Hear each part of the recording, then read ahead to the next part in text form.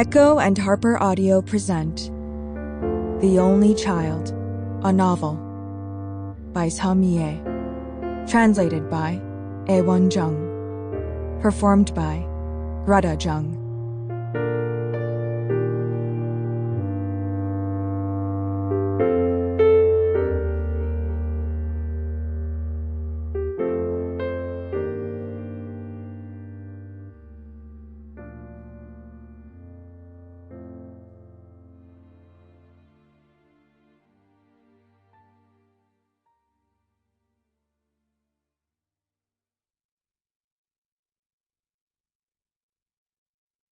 There's a very old room, for instance. The room is full of things I don't want to remember, and there's a big lock on the door. As time passes, I gradually forget that the room is there, and in the end, I don't remember that it was ever there. Memory is a strange thing. Something you can't possibly forget is completely removed from your mind for that very reason. It's a safety mechanism, they say, to protect you from shock. Your brain automatically eliminates it, knowing it'll break you if you keep thinking about it. So your mind remembers only what it wants to remember. It keeps only what it can handle. I wonder from time to time, what's wrong with my mind? Yes, I had a room like that once too. A room I drove into a corner because it was so terrible, and put dozens of locks on. There was a short period of time when I didn't even remember that there was a room like that, but it didn't last long. The locks came loose one day, all at once. I shouldn't have gone in, even if the locks were open, but curiosity got the better of me, and I went inside, and I realized that I had opened the door to hell. Part 1.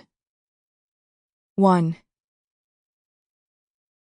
It was 3:37 a.m. on June 17 when a fire in the Unabridged area was reported.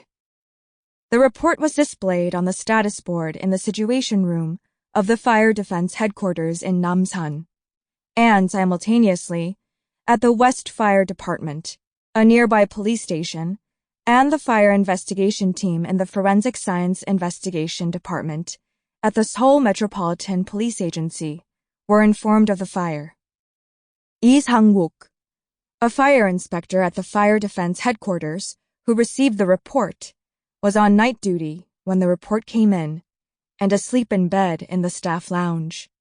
Sang-wook, who received the call on his cell phone, rose to his feet, rubbing his sleepy eyes. He had gone to sleep after 1 a.m., having finished a written report, so he had gotten only about 2 hours of sleep. His eyelids kept drooping, but when he went outside and got some fresh air, he felt more awake. The cool night air swept away the last traces of sleep. Before getting into his car in the parking lot, Sang-wook called Sergeant Yoo Dong-sik, his partner. A voice, still half asleep, answered, "I'm awake! I'm awake!" The Seoul Metropolitan Police must have called him already. Sang-wook could picture him vividly. He must be sitting up in bed, shaking his head to keep himself from slipping back into sleep. He must be trying to drive away sleep, his eyes closed, and listening to the voice on the phone. Sang-wook stifled a chuckle and said he was on his way to the scene. "Hurry up and get on your way," he said. "Wait," Sergeant Yoo said. "Huh?" Sergeant Yoo had called out urgently just as Sang-wook was about to hang up. Wondering what was wrong, Sang-wook listened. "Where did you say it was?" He must have heard, but he asked Sang-wook again. Perhaps still half asleep, perhaps just to make sure. "The Ungnam area.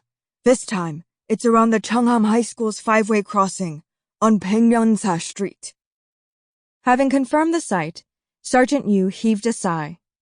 Then he was quiet, probably trying to gather himself. Sample complete. Ready to continue?